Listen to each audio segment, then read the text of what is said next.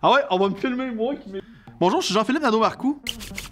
La job de réalisation, c'est vraiment dur. Ça roule! Histoire.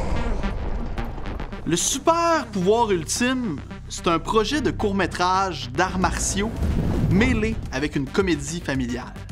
La prémisse est vraiment simple. Deux jeunes suivent un cours d'arts martiaux, puis pendant ce cours-là, ils ont une discussion un peu musclée à savoir ce serait quoi le meilleur super pouvoir pour un super-héros. Par la suite, les instructeurs qui devraient les corriger, ils les corrigent pas. Ils embarquent dans la discussion, puis on découvre bientôt que cette question-là finit par obséder un peu tout le monde de différentes façons.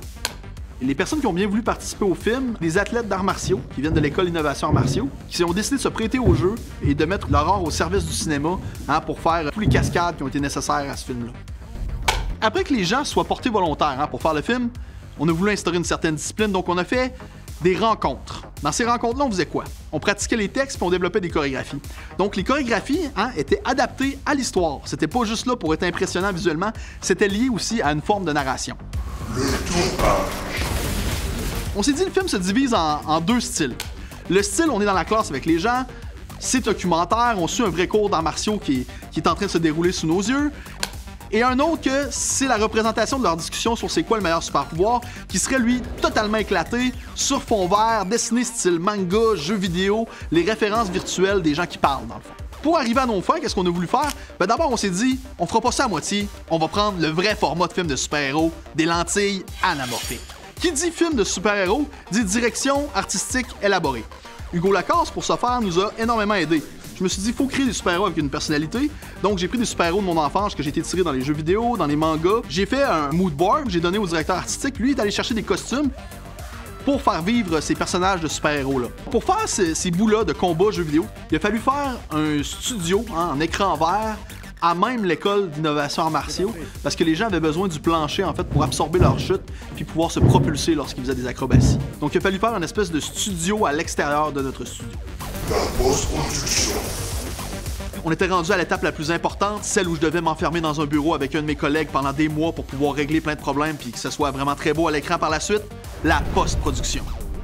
Notre chargé de post-production a dû se servir, en fait, d'une intelligence artificielle pour créer des décors. On s'est servi de 3 à 4 logiciels différents, en plus de choses qui avaient déjà été programmées. Des faits qu'on peut se servir, par exemple, il existe des logiciels où on a déjà des boules de feu ou des choses comme ça qu'on peut superposer avec nos images. Donc, pour l'univers documentaire, on voulait quelque chose qui soit une texture granuleuse, une caméra épaule, quelque chose qui fait un peu plus brut. Puis pour l'univers des super-héros, on voulait vraiment les plans bien composés, symétriques, le look avec les couleurs saturées. Faut comprendre que le processus de tournage des combats est assez complexe. Imaginez-vous donc que les gens ne devaient pas réellement se taper dessus. Donc, qu'est-ce qu'on fait à ce moment-là? On les filme chacun séparément, puis on les unit ensemble sur une même image en post-production. Les effets sonores. Qui dit film de super-héros, qui dit film d'arts martiaux, dit des... Et pour ça, on a fait appel à notre gars de son à l'interne, qui se trouve aussi être le chanteur du band de hardcore WAG. On a pu s'en servir pour faire une voix off. Le super pouvoir ultime. De métal, on lui a donné le rôle d'un narrateur Cataclysme avec 2 corps. qui commente les actions des gens. Il a fallu créer des sons qui sont à l'image des personnages. Par exemple, notre personnage qui maîtrise le temps, lui, il y a des sons d'horloge quand il est présenté. Le personnage qui tire des météorites, donc il fallait avoir un son qui nous évoque la puissance de ces météorites-là. Les furtifs, en fait, nos personnages invisibles, ils ont pas, ils sont invisibles, là, ça font pas tant de sons que ça, c'est ça. Le timing avec le son, ça aide vraiment à faire de la comédie. C'est là que les gens réagissaient. Finalement, ce film-là nous révèle quoi?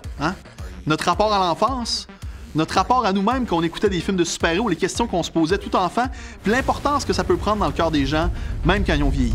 On a voulu créer ce petit bonbon-là de cinéma pour qu'on puisse passer du bon temps ensemble. C'est fini.